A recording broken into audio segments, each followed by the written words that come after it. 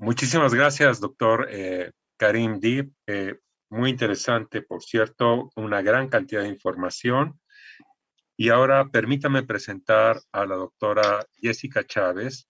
La doctora es máster internacional en radiocirugía en sistema nervioso central. Es adscrita al área de radiocirugía robótica del Centro Médico Nacional, Hospital de Oncología Siglo XXI. Es profesora adjunta del curso de especialización de radio-oncología y es una persona muy activa en toda esta parte de cómo ver el estado actual y la perspectiva de la radioterapia. Doctora Jessica Chávez, si nos da su presentación, por favor. Claro, muy buenas tardes a todos. Agradezco infinitamente la invitación al doctor Atié y por supuesto a la Academia Nacional de Medicina y al Hakim, que me permite participar en este honorable foro. En esta ocasión, yo platicaré con ustedes sobre la importancia de la radiooncología en el escenario del cáncer de mama metastásico y cómo esta estrategia terapéutica en realidad es un pilar del que no debemos olvidarnos. Como ya venimos platicando en esta sesión, pues el cáncer de mama es sin duda el cáncer más frecuente entre las mujeres y además es una importante causa de muerte cáncer específica. En particular, en México, el 15% de las mujeres son diagnosticadas en enfermedad metastásica, mientras que en el mundo aproximadamente solamente el 6% de las pacientes son diagnosticadas en esta etapa. Además de aquellas pacientes que son diagnosticadas con cáncer de mama de novo, existe un porcentaje importante de las mujeres que cuando son diagnosticadas en etapas más tempranas eventualmente evolucionarán a enfermedad metastásica y luego entonces son objeto de esta charla. Es importante que reconozcamos y recordemos que el cáncer de mama es una enfermedad heterogénea y en esa heterogeneidad es que tenemos que poder identificar cuál es la historia natural del subtipo de la paciente de la que estamos hablando para entonces proponerles tratamientos específicos de acuerdo a sus características. El comportamiento biológico de cada uno de los subtipos moleculares es distinto y no es lo mismo una paciente con un cáncer luminal A que tiene mayor propensión a tener enfermedad, o sea que una paciente con sobreexpresión de HER que con frecuencia tiene enfermedad visceral o enfermedad en sistema nervioso central. Luego entonces es elemental en la época de la medicina personalizada caracterizar adecuadamente a nuestras pacientes. Es verdad que partimos del punto que son pacientes con cáncer de mama, con enfermedad metastásica, pero no es lo mismo un perfil biológico A que B, ni es lo mismo tener una carga metastásica tumoral voluminosa con muchas manifestaciones clínicas que poca carga tumoral o una enfermedad metastásica que ocurre después de varios meses o años sin enfermedad clínicamente identificable, o aquella paciente que justamente después de un intervalo largo, sin enfermedad oncológica y con baja carga tumoral pueda ser sujeta de un tratamiento local ablativo. Sin duda, el pilar del tratamiento de la enfermedad metastásica es las terapias sistémicas, como bien ahondó el doctor Deep. Sin embargo, el que identifiquemos que existe diversidad biológica entre los subtipos del cáncer de mama, pues da paso a una gama más amplia de estrategias de tratamiento. Y que también reconozcamos que habitualmente las pacientes que progresan a través de los años de enfermedad metastásica, pues van haciendo un cierto grupo de subclonas resistentes a los tratamientos y que ese grupo de subclonas resistentes pueden incluso ser también sujetos de tratamientos localizados siempre y cuando sean bien seleccionadas. Sabemos que en la oncología existen múltiples paradigmas que se están modificando en los últimos 10 años, probablemente en los últimos 5, y conocíamos muy bien este escenario donde las pacientes con enfermedad localizada que pudieran ser candidatas a tratamientos radicales, pues incluso podrían caer dentro de algún escenario de curación. Y por lo contrario, aquellas pacientes cuya enfermedad había escapado del sitio primario, pues prácticamente se consideraban incurables. Sin embargo, en la última década o tal vez en las últimas 2 décadas, hemos identificado un grupo específico donde no es característica una enfermedad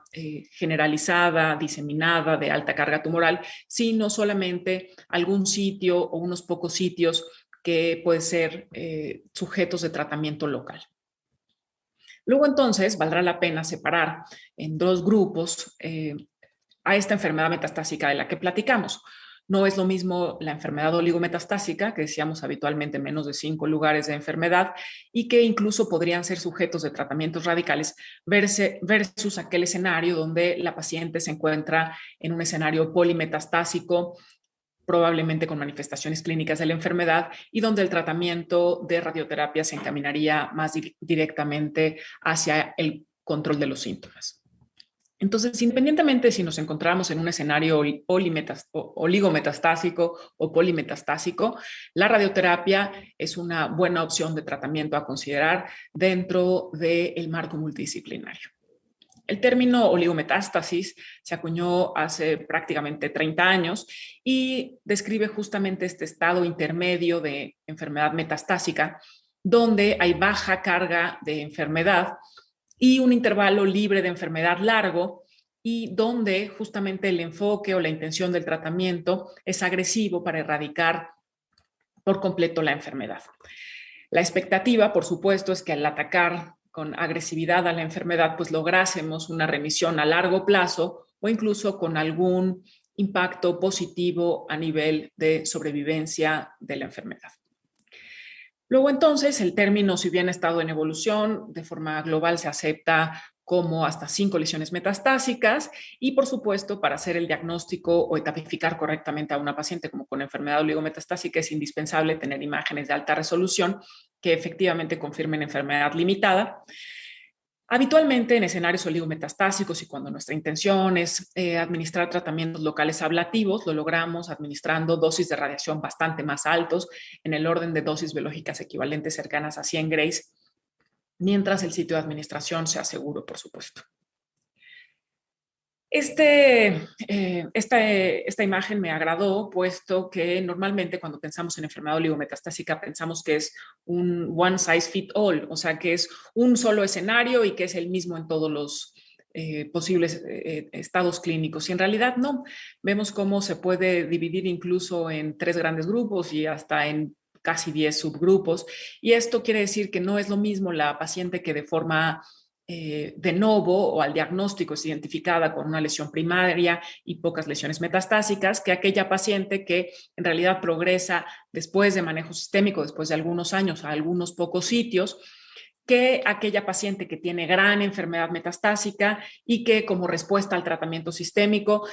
queda, por ejemplo, la persistencia de solo un nódulo o 2 lesiones que pudieran ser sujetos de tratamiento específico. Entonces, incluso ahora para el análisis de múltiples ensayos clínicos, pues valdrá la pena identificar a qué subgrupo de pacientes oligometastásicos nos referimos para poder evaluarlos de forma distinta.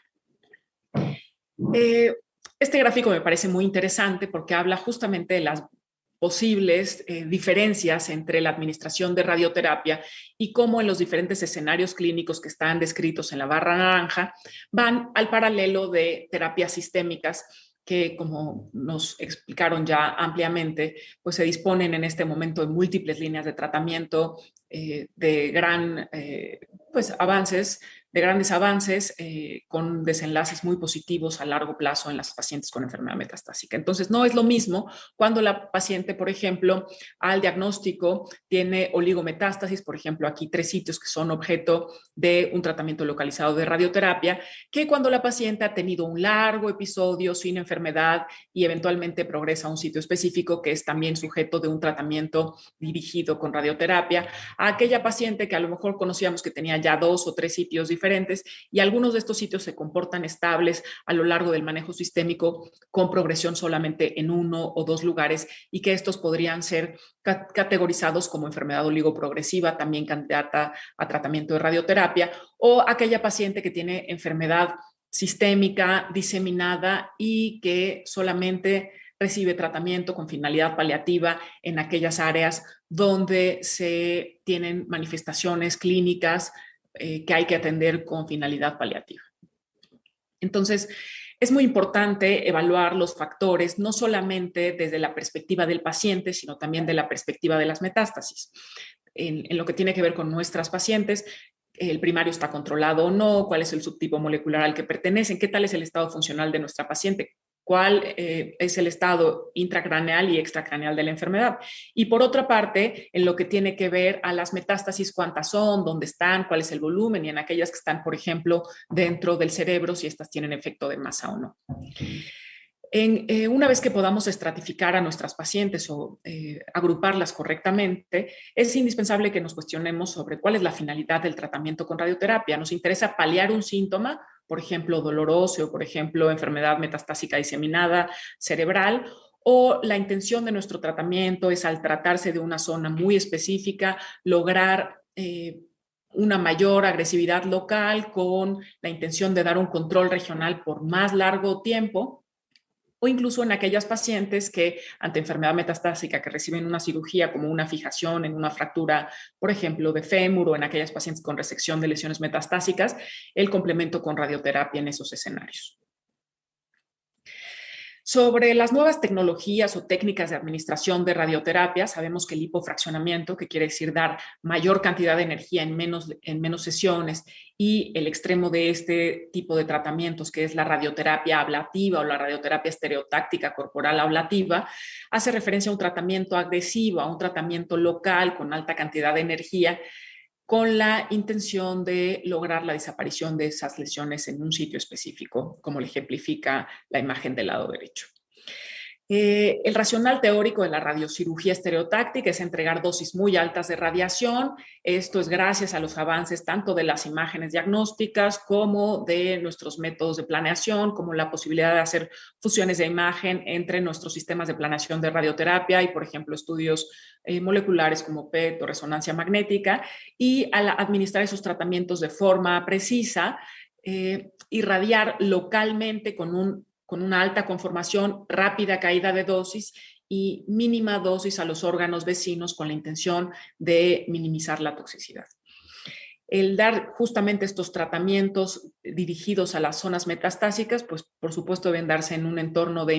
individualización de los tratamientos con alta tecnología que nos garantice precisión, seguridad y conformalidad.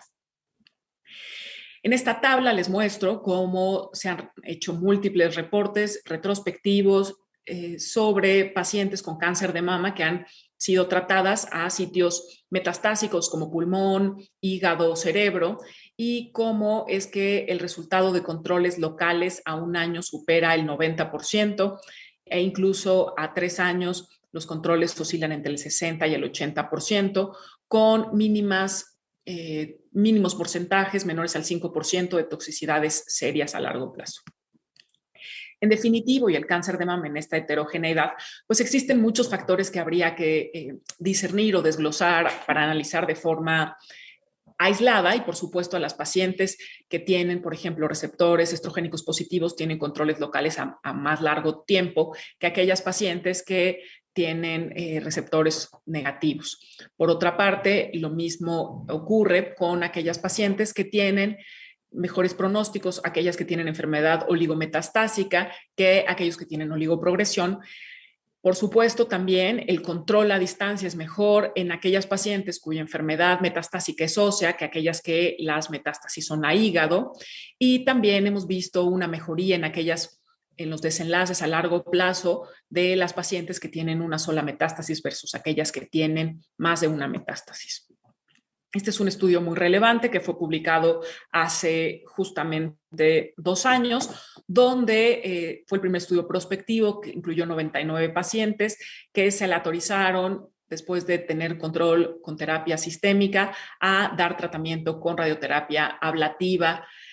Este grupo de 100 pacientes, bueno, de 99 pacientes, el 20% correspondía a cáncer de mama, y es muy interesante porque es el primer estudio que demostró un impacto positivo en la supervivencia global al administrar radioterapia ablativa versus el grupo que había recibido un esquema tradicional de radioterapia. Lo mismo fue significativo estadísticamente en la sobrevivencia libre de progresión en aquellos que recibieron dosis altas de radioterapia versus aquellos con solo esquemas paliativos. De este estudio, justamente hace 2 años se dio la actualización a 5 años y los resultados se mantuvieron, y esto resultó un parteaguas en las indicaciones del manejo de lesiones oligometastásicas con radioterapia con técnicas estereotácticas. Específicamente,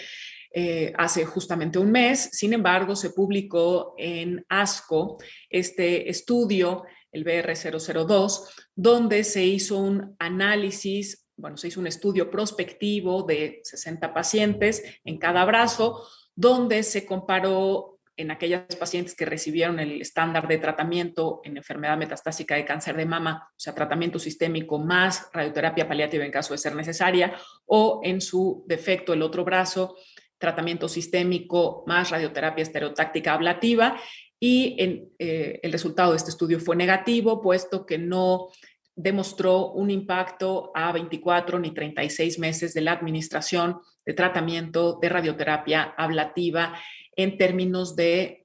progresión, supervivencia libre de progresión, ni tampoco un impacto en sobrevida global. Entonces, podríamos decir que la comparación entre ambos estudios pues nos desalienta, o podríamos decir que un poco específicamente en el grupo de cáncer de mama. En este estudio de MD Anderson se incluyeron prácticamente el 80% de las pacientes con luminales A. Existen el grupo de sobreexpresión de HER y triples negativos, están subrepresentados en el grupo que se evaluó. Sin embargo, pues de forma primaria, la recomendación del grupo del MD Anderson es no recomendar de forma primaria el tratamiento de SBRT en las pacientes oligometastásicas a todos los sitios metastásicos, ¿no? No podemos hacerlo categórico o decir que incluso si nuestra intención de control local, tendremos que discernir muy bien cuál es el objetivo de nuestro tratamiento con radiación para elegir el esquema que más convenga a las pacientes. Pero bueno, de forma primaria no es que tengamos que recomendar SBRT a todas las pacientes con cáncer de mama oligometastásico de forma rutinaria. Existen otros escenarios, por supuesto, como la enfermedad ósea o cerebral, que son muy frecuentes en las pacientes con cáncer de mama metastásico, y que sabemos que los tratamientos paliativos, como la irradiación a encéfalo total, pues son tratamientos que han resultado exitosos y útiles a lo largo de la historia oncológica, y que si bien eran tratamientos que impactaban positivamente en los resultados oncológicos, pues tenían sus detrimentos en lo que tiene que ver con la calidad de vida de nuestros pacientes, que sabemos que es algo que también es prioritario ahora en el 2022. Existe entonces la posibilidad de administrar tratamientos con radioterapia en enfermedad metastásica cerebral, ya sea irradiación encefálica total o irradiación focal a las metástasis cerebrales. Esto se ha modificado en las guías de la NCCN. Ahora la recomendación es que mientras la enfermedad cerebral sea limitada, entendiendo esto por 5 lesiones o incluso un poco más, y el estado funcional de la paciente esté bien y sus scores pronósticos sean correctos, podemos enfocarnos en dar tratamientos focales que tienen menor impacto en la calidad de vida y que no tienen tanta repercusión en la neurocognición de nuestras pacientes con enfermedad cerebral. Entonces, la radiocirugía pues tiene obviamente algunos beneficios, y que son tratamientos cortos, con escasa toxicidad, con alta probabilidad de control. Normalmente hay que supraseleccionar a los pacientes que tengan buena expectativa de acuerdo a todos sus factores oncológicos. Y es muy importante justamente en este tenor que nosotros recordemos que hace, por ejemplo, 20 o 30 años, de acuerdo a las escalas de RPA, una paciente con metástasis cerebrales, cuando mucho la expectativa de vida de acuerdo a esas calculadoras era de 7 meses, mientras que ahora, si nosotros hacemos un cálculo por GPA, enfermedad específica para cáncer de mama, las pacientes en el mejor de los escenarios tienen una expectativa de supervivencia superior a los 25 meses. Luego, entonces, es indispensable poder individualizar el tratamiento de cada una de nuestras pacientes con la intención no solamente de ofrecer el mejor control local o la mejor expectativa de supervivencia global, sino también considerando las características del tratamiento y, por supuesto, el deterioro o la calidad de vida para ofrecerle a los tratamientos menos mórbidos para que puedan conservar su independencia y sus mejores características. ¿Qué podemos decir sobre las metástasis óseas? Bueno, sabemos que ese también es un tema en el que frecuentemente la radioterapia tiene un papel, no solamente para el control de los síntomas como el dolor o el riesgo de compresión medular o el daño neurológico asociado, sino que es un hecho que la radioterapia pues ayuda a mejorar el dolor y también la calidad de vida. Ahora se pueden ofrecer también tratamientos localizados con la intención incluso de dar controles regionales, por ejemplo, al tratar cuerpos vertebrales con un poco más de intensidad de energía, controles locales a mucho mayor tiempo y que eso impacta también positivamente a largo plazo. ¿Cuáles son los retos de las técnicas modernas de radioterapia? Pues que cada vez requerimos planeaciones más complejas, la interacción de físicos médicos con radiooncólogos, idealmente el uso de imágenes avanzadas como resonancia magnética o PET, controles de calidad estrictos y obviamente pues mayor compromiso de todos los integrantes de los servicios para poder administrar la mejor calidad de radiación a todos nuestros pacientes. Entre estas cosas que están también modificándose es la interacción de dosis altas de radiación en esquemas cortos y tratamientos sistémicos como la inmunoterapia, donde sabemos que se están haciendo múltiples ensayos que ya nos darán información sólida para hacer recomendaciones sobre posibles efectos sinérgicos en la adición de los tratamientos. ¿Qué podemos concluir entonces? Que la radioterapia juega un papel significativo en todas las etapas del cáncer de mama, que hay nuevas técnicas que ayudan a lograr mejores resultados, que hay criterios específicos en cada uno de los escenarios clínicos para cada una de las modalidades de radioterapia y que idealmente nuestras pacientes deberían ser valoradas por equipos multidisciplinarios. En definitiva, los estudios prospectivos se siguen escribiendo. La realidad es que la evidencia sólida se sigue construyendo día con día y por lo pronto pues parece que las técnicas modernas parecen prometedoras para el control local de las enfermedades, incluso en algunos escenarios con una intención curativa en aquellas pacientes que tengan larga expectativa de vida. Los estudios en desarrollo, además, nos permitirán conocer con mayor claridad las interacciones entre las terapias sistémicas y la radioterapia. Les agradezco mucho su atención.